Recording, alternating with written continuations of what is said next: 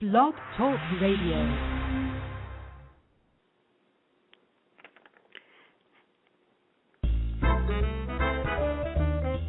Hello, friends, and welcome to Embracing What's Real. I'm your host, Helane Lipson. I am so happy to be here today talking to everyone who's out there and meant to hear this show. Embracing What's Real is a series I've developed to help people answer some crucial questions like, what is real? Why am I here? What's my life's purpose? The truth is, many of us may be embracing what is not real. Fear is false evidence appearing real. And when we embrace what's not real, when we embrace our fear, we're left feeling empty and lost and confused.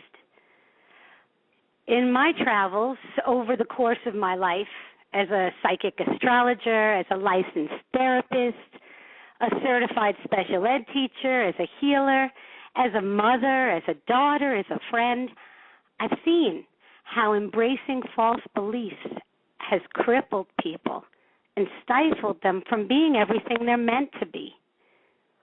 False beliefs can be internal stipulations like, if I don't lose weight, I won't have love. If I don't have an education, I'll never find work. False beliefs can also be limiting ideas like, I'll never be good enough. I don't do enough. I'm getting old. One of my favorites, money doesn't grow on trees. And words and thoughts are very, very powerful because they determine how you feel about yourself and your value. So at the end of the day, when you're embracing what's real, embracing you, loving you, embracing your talents, embracing your gifts, embracing your strengths, then you're embracing what's real. So, what's real today is my special guest and co-host, Claudia Helmke Miller. And we go way back, and we've shared a similar path. Claudia's worked as a therapist. She has her master's in psychology. She's a Reiki healer. She's a certified hypnotist. And she's the founder of Whole Earth Healing, healing the planet one person at a time. We have Claudia in studio. Hello, Claudia. Hello, Claudia. Hi, Helane. Thank you so much for having me. Oh, thank you so much. Thank you so much for being my very first guest on Embracing What's Real. I am so happy that you could join me. Oh. Great. Thank you. So let's just dive right into this. So from your perspective, why do you think so many people are embracing what's not real? Why are so many people embracing what's not real?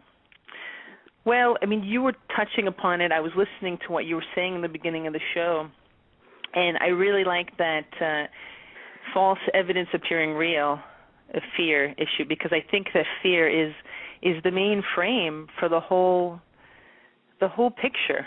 And maybe let me break it down into smaller pieces. So, first of all, as you said, I'm a therapist, I'm a hypnotist, and a healer. And in my long experience of working as a psychotherapist with people over the course of years in therapy, what I really noticed was that family conditioning, the first 6 years of life, create an indelible imprint in the mind and create what's called sort of a neural map, which then that map, we just keep creating the same situations over and over again that match as closely as possible to our initial circumstances, that being relationships with our parents and our siblings.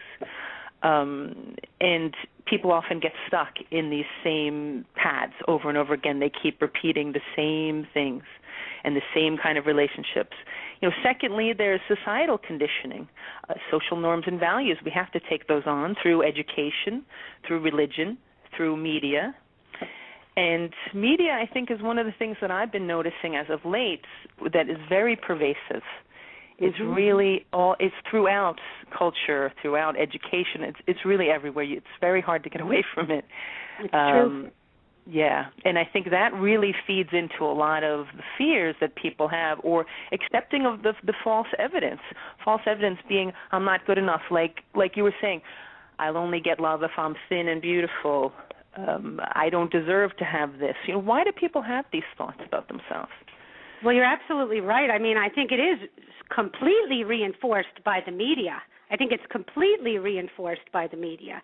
And you make such a good point, and that was so well said, because it's the combination of our environment between 0 and 6, and then what is being fed to us through the TV and through the magazines, and also through our peers. And when you start doing something different, when you're not, everybody notices, everybody looks, and it feels like people are judging you, and it hurts us. So it stops us from taking the chances we're meant to take and step out of the box. It's very, very true. Very true. Yeah. I mean, I was just picturing the box. It literally can be a box that we're forced to step into. You wonder why so many children today have ADD and they're medicating them so that they can sit still in school. I mean, maybe it's saying that the education system has been outgrown. Maybe it needs to change. Oh boy! That's another story altogether. That can open a big can of worms right there. I was just going to say that because, oh my goodness, people are waking up. This is the bottom line. People are waking up. People are waking up, and more.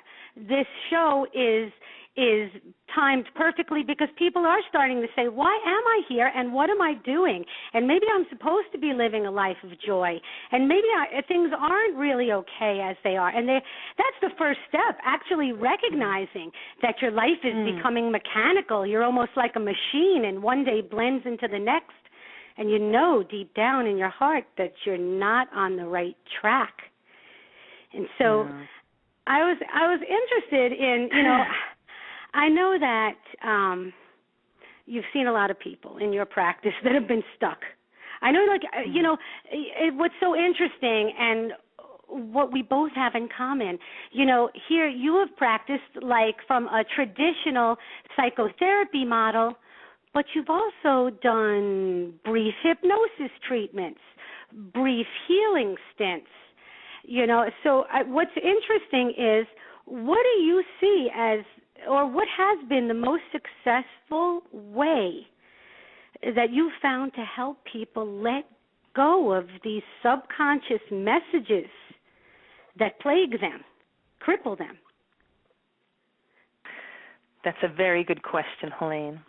And what I have found, particularly when people have long-standing beliefs, deep buried thoughts, maybe they're not even aware of it, maybe they're not even conscious of these false beliefs, because it's just coming out in their behavior. What I find can be helpful is sometimes to do some energy work on people, and Reiki is a perfect aspect of that. And it might be just reading someone's energy and noticing where the blocks may be lodged in their body, because we do hold emotions in our body. We hold trauma in our body. Yeah. And often emotions that perhaps are from pre-verbal times can be accessed through the body, which we can't use the brain to go there. Hypnosis, of course, you're gonna step over many boundaries with hypnosis, because you can get into a trance level with someone. So depending on what type of hypnosis you're doing, I like to sometimes use a combination of some energy work and energy massage, which is my own combination of Reiki and massage, utilizing pressure point therapy, kind of like an acupressure point, so that I can pinpoint the areas where the blocks are and allow source to come through and kind of break up the block.